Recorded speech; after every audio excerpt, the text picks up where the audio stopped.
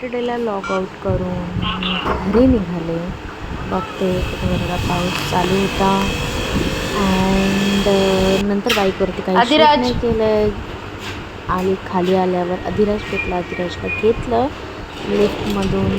तसेच घरी गेलो. बघा अधिराज कसा स्वतःच लिफ्टमध्ये जातो. लिफ्ट दरवाजा उघडायची होती की आम्ही शिरलो आतमध्ये. मी बटन दाबेपर्यंत महाराज खाली बसून एक बिस्किट आहे त्याचं वाट लावायला घेतलं. इतकं छान अधिराज असं लहान मुलं करतातच असे, पण मग मला कधी कधी कंट्रोल नाही राहत. सो आम्ही वरती येत होतो लिफ्टमधून. म्हटलं आता ओंकार ॲक्च्युली घरी होता. ओंकार आज हफ्डे होता तसा. ओंकार दरवाजा उघडतो की नाही उघडतो आणि मी एक चावी पण नव्हती घेतलेली खालून. घरी आल्यावर एकाच बेलमध्ये आज आमच्या साहेबांनी दरवाजा उघडलेला आहे. गुड इव्हनिंग डॅडू. आणि आम्ही जसं दरवाजा उघडतो डॅडूने आधी बघितलंच नाही आम्हाला. लगेच अधिराजने ती रांगोळी पण खराब करायला घेतलेली. एनिवेज घरी आल्यावर सर्वात पहिलं काम म्हणजे केसावरती बांधणं. ओ हो, त्या गोष्टीमध्ये जे सुकून आहे ना ते कशातच नाही आहे.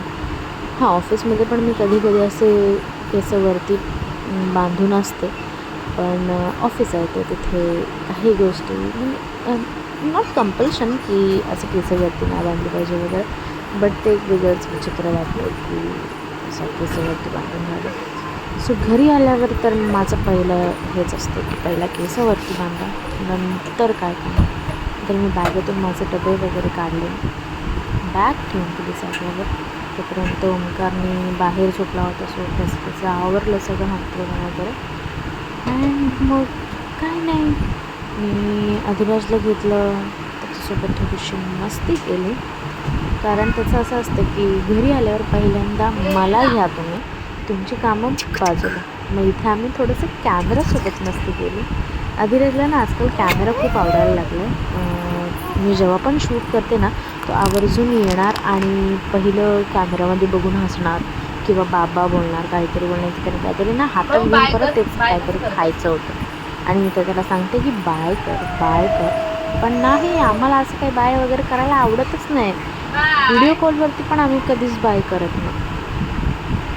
माझी मम्मी इतके फोन करते, पप्पा फोन करतात, बाय बोल, इथे इथे नाच रे मोरा बोल, काहीच नाही. हां, पण फोन ठेवल्यावर मात्र ओ हो हो, आमच्याकडे मस्त एक हे असतं, सगळं करून दाखवणार आम्ही, एक गुड बॉयसारखं. आणि मी कपडे चेंज करून घेतले अँड रेडी. हे मी कॅमेरा जसं ऑन केलं ना तसं खूपच असं ब्राईट झालं.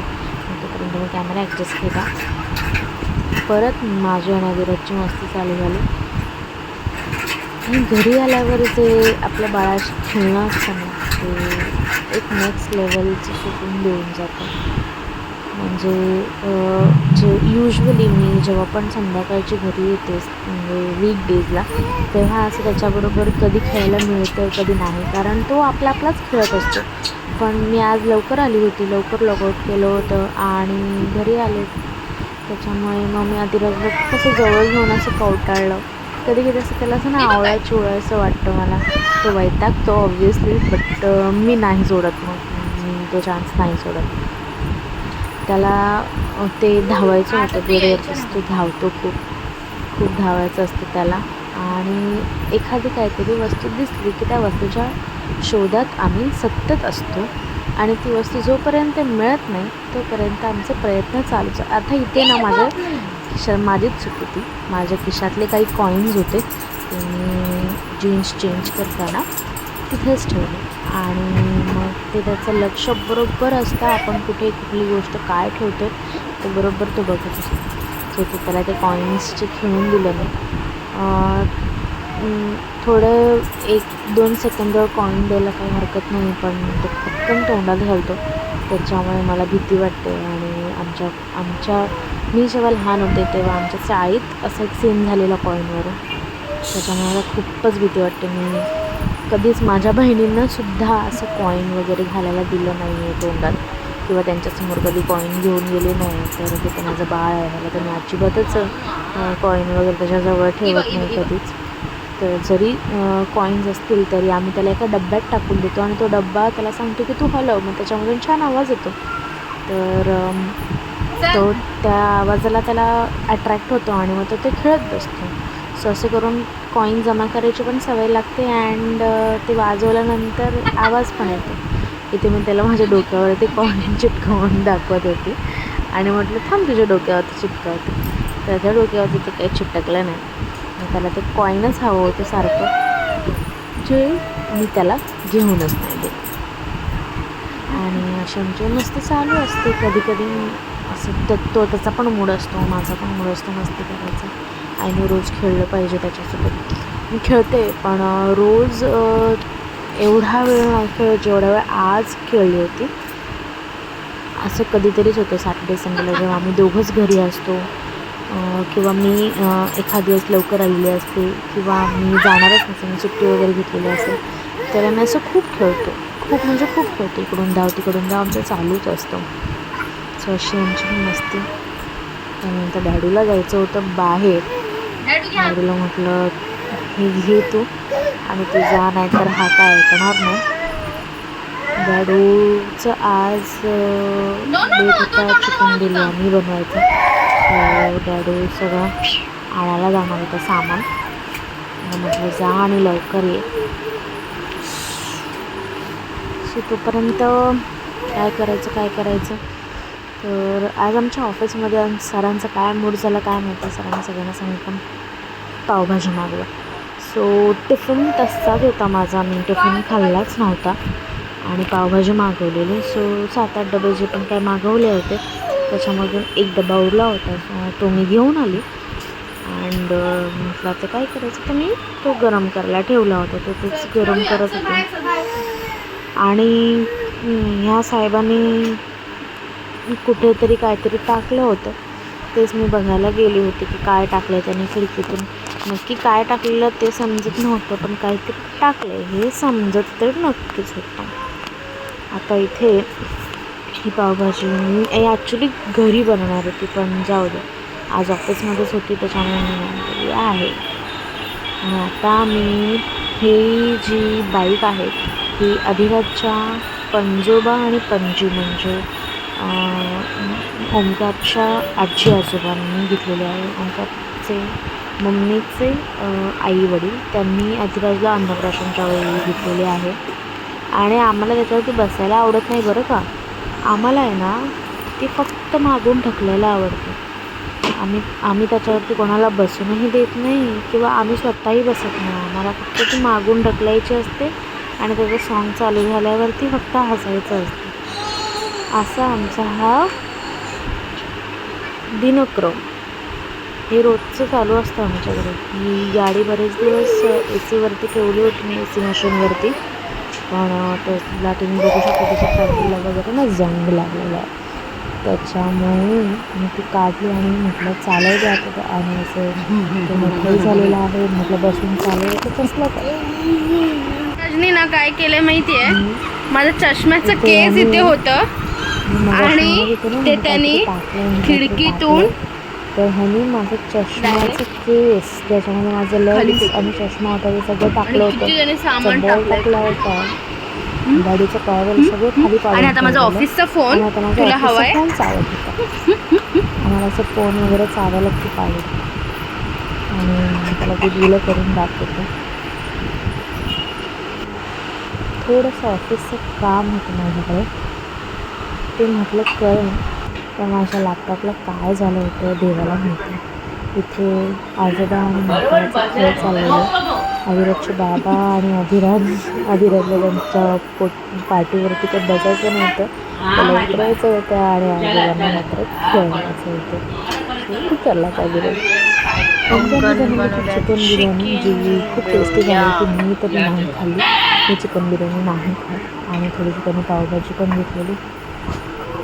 जेवण बनवलं आणि पसारा करून ठेवलं आणि पावभाजी अर्थात ते सगळं आवडतं आणि मगच नेक्स्ट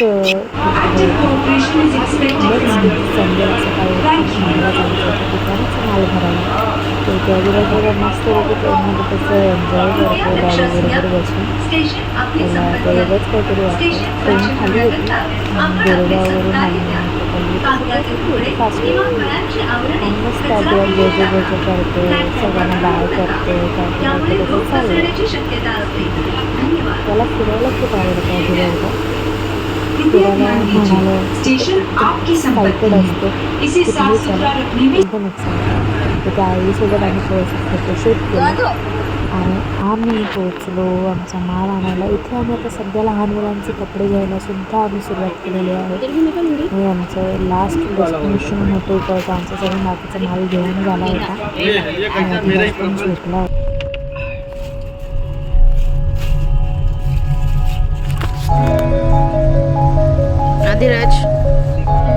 आदिराज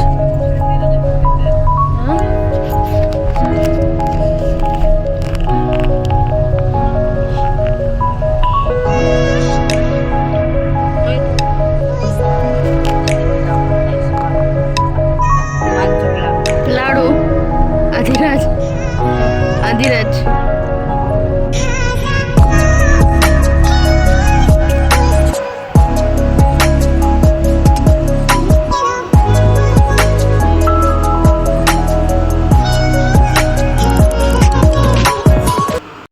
आदिराजला चालवायची आहे ही गाडी. आता मी त्याला आता रेडी केलं आहे. म्हटलं चल आता खाली.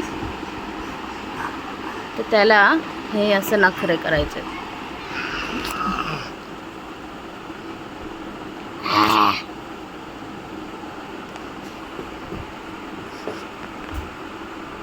ये लवकर. हे आहे आमचं छोटंसं शॉप जे की तुमच्या सगळ्यांच्या आशीर्वादाने लवकरच मोठं करण्याचा प्रयत्न करू आम्ही. आमच्या बिल्डिंग खालीच एक असं स्टॉलसारखं होतं जे आम्ही घेतलेलं आहे चालवायला. कारण आम्हाला बिझनेस करायचाच आहे काही जवळ. तिथे मी आणि ओमकारनं डीमार्टला गेलो पण तुम्ही बघू शकता संडे आहे पण एवढा ट्रॅफिक होता. आणि आम्हाला गोरेगाव टू राम मंदिर जायला जवळजवळ पाऊण तास लागला. त्यांचं डीमार्टचं ऑलमोस्ट सामान घेऊन झालेलं आणि ओमकार हसतोय कारण आउट ऑफ बजेट सामान झालेलं. सो आमचा संडे संपला. आज आम्ही भरपूर काम केलं आहे. सो मी डीमार्टमधून आल्यानंतर काहीच शूट नाही केलं कारण आम्ही रिक्षातून उतरतानाच एवढा पाऊस होता की म्हणजे लिटरली मी आणि ओमकारने रिक्षातून हे सगळं सामान खूप भिजत बाहेर काढलं आणि मग लिफ्टमध्ये टाकून आणलं घरी. त्यानंतर आम्ही सामान लावलं सुद्धा. आदिराजनी पण खूप हेल्प केली आहे त्याच्यासाठी, खूप हेल्प केली. आणि मग आता आम्ही जेवलो. मी चिकन बनवलं, जेवण काहीच बनवलं नव्हतं.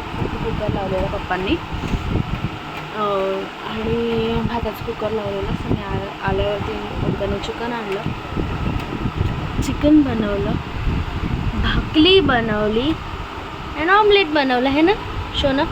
आम्ही शोना जेवला. स्वतः आम्ही झोपतो. आता आय गेस 11:30 साडे11 झाले असते. Stay tune everyone. आणि असंच आमच्या चॅनलला खूप सारे लाईक्स करा, सबस्क्राईब करा, शेअर करा. तुम्हाला व्हिडिओज आवडत असतील आमचे तर छान छान कॉमेंटसुद्धा करा. आदिराज बाय कर. सध्या त्याने मम्माचं जे नेकबँड आहे त्याची वाट लावायला. बाय.